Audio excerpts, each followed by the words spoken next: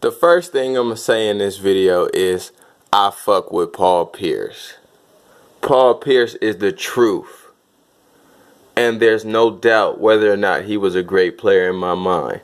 One of the most underrated players in our history, doesn't get spoke about when you talk about the greats. So Paul Pierce, without a shadow of a doubt, is a legend in his own right. However, when you put Dwyane Wade, when you propel yourself over Dwyane Wade, then we got to really look and assess how you think you were better. And you have the argument of Shaq and LeBron. You notice the eye test shit. I'm not using none of that. I'm assessing y'all based on individual gameplay. Circumstance dictates that, yes, but it's not the sole contingency. I'm looking at how you get it done, wherever you're at. So we're going to get into this Dwyane Wade spectrum. First, Paul Pierce. Mini eye test, because this one, to me, shouldn't have gotten out there. Shouldn't have been done. I don't think these players should be compared. Vastly different positions. But I'm going to do it anyway. For one, Dwyane Wade is light years ahead of Paul Pierce in athleticism. You talk about finishing at the rim. You're talking about being a speedster at the rim. You're talking about flash here.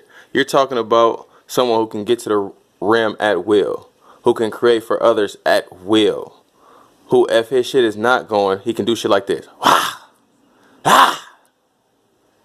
Pierce probably never did that in his life.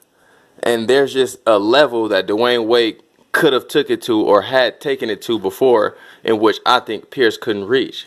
Pierce was vastly limited.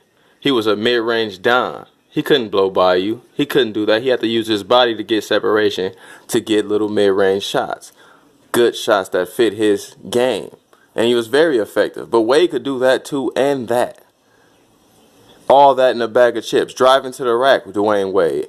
Mid-range Pierce, he got that. Three-ball Pierce, he got that. He was a better shooter, especially later on. But aside from that, finishing at the rim, ball handles, defense, a repertoire of moves. He was inside and outside. Wade had a great post and a great perimeter handle.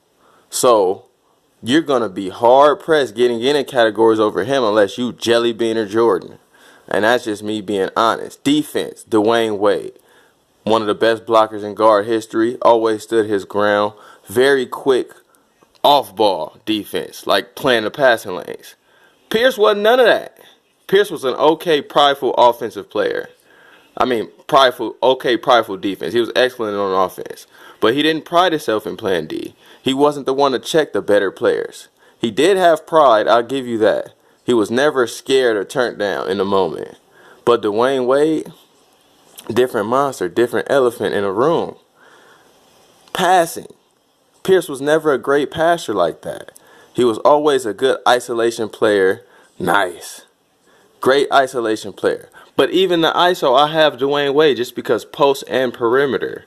So, to me, you're one tier out of your jurisdiction, Paul Pierce. You are a great player, a okay defender, and a great offensive player. Dwyane Wade is a great player all around. It's not nothing that he doesn't do, and he brings a winning formula. Off ball. Paul Pierce, not a great off-ball player. You find him standing around. You find him not moving as much.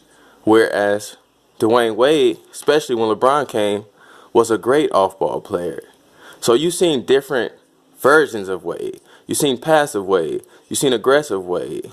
You've seen all types of Wade thrive. Please, y'all, future reference, keep Dwyane Wade out your mouth.